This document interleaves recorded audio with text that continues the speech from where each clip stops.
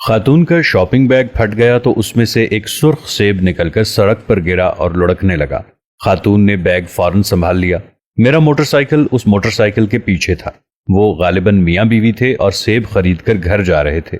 خاوند motor cycle چلا رہا تھا جبکہ بیوی گود میں سیبوں کو رکھ کر بیٹھی ہوئی تھی۔ بیگ پھٹ گیا اور اس میں سے ایک سیب نکل کر سڑک پر لڑکنے لگا۔ سڑک پر رش تھا، درجنوں گاڑیاں، موٹر سائیکل اور سائیکل گزر رہے تھے۔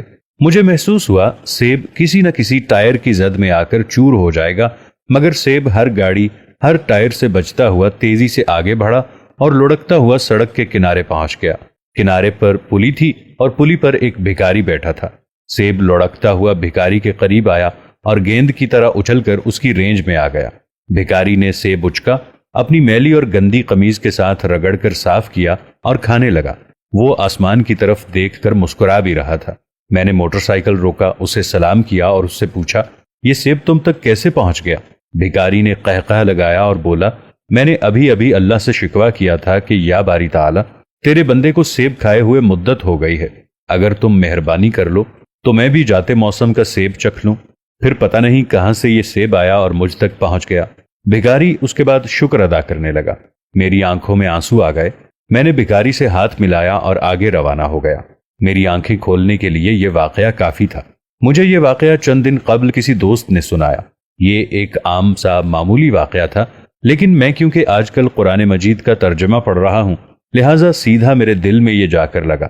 اللہ تعالیٰ پورے قرآن مجید میں اپنے احسانات، معجزوں اور رحمتوں کا ذکر کرتا ہے۔ وہ بار بار کہتا ہے، تمہارا رب صرف میں ہوں اور رب کی مرضی کے بغیر اس دنیا میں کوئی کسی کو نہ کچھ دے سکتا ہے اور نہ ہی کوئی کسی سے کچھ چھین سکتا ہے۔ اللہ تعالیٰ فرماتے ہیں، بس تم میرا شکر ادا کیا کرو اور اپنی غلطیوں اور نادانیوں پر توبہ کرتے رہا کرو۔ میں جو قرآن پڑھتا رہا ہوں، میری آنکھیں کھلتی جا رہی ہیں۔ یہ روشنی، یہ رغبت، یہ ہدایت بھی صرف اور صرف اسی کی عنایت ہے۔ یہ بھی صرف اسی کا کرم ہے، اسی کا رحم ہے۔ اللہ نے قرآن میں 2 بار فرمایا، نصیحت کو صرف عقل والے قبول کرتے ہیں۔ کیا شاندار اور لازوال فرمان ہے۔ بے شک عقل اور نعمت اللہ کی بہت بڑی عنایت ہے۔ ہم اس کی مرضی کے بغیر اس کا نام تک نہیں لے سکتے۔ میں نے بہرحال اس حال میں یہ واقعہ سنا تو میری آنکھوں میں آنسو آ گئے کہ اللہ تعالیٰ کس طرح چھوٹے چھوٹے واقعات سے اپنے ہونے کا ثبوت دیتا ہے۔ میرے پاس چند برس قبل ایک گورا سیاح آیا۔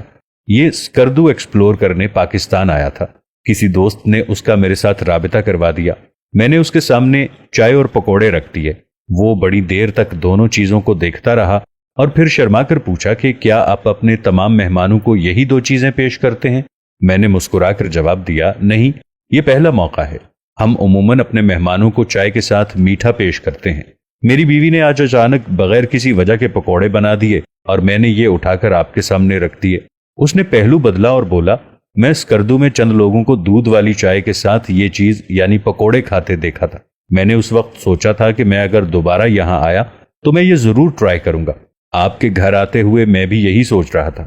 آپ نے جب یہ دونوں چیزیں میرے سامنے رکھیں تو میں حیران رہ گیا اور میں نے سوچا یہ محض اتفاق ہے یا پھر آپ لوگ جادوگر ہیں۔ میں نے قہقہ لگا کر جواب دیا کہ یہ محض اتفاق ہے۔ اس نے بھی جواب میں قہقہ لگایا۔ اس کے بعد جی بھر کر پکوڑے انجوائے کیے۔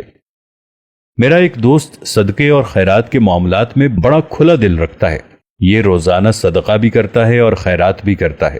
میں نے ایک دن وجہ پوچھی تو اس کا جواب تھا کہ میں بچپن سے انتہائی کنجوس تھا۔ میں کسی کو پانی کا گلاس تک پکڑانے کے لیے راضی نہیں ہوتا تھا۔ آج سے 7 سال قبل میری رقم کسی کے پاس رہ گئی۔ میں نے دفتر میں بیٹھے بیٹھے سوچا، اگر مجھے یہ رقم مل گئی، میں اس میں سے 10% اللہ کی راہ میں دے دوں گا۔ اگلے دن رقم مل گئی۔ میں کنجوس تھا، لہٰذا وعدے سے پھرنے لگا، مگر پھر ایک دن ایک عجیب واقعہ پیش آیا۔ میرا کلرک میرے پاس آیا اور اس نے مجھ سے کہا، سر، میری اپنی بیٹی کی یونیورسٹی کی فیس ادا کرنی ہے۔ آپ مجھے ایڈوانس دے دیں اور بعد ازاں یہ رقم تھوڑا تھوڑا کر کے میری تنخواہ سے کاٹ لیجیے گا۔ میں نے برا سا منہ بنا کر اس سے پوچھا، تمہیں کتنی رقم چاہیے؟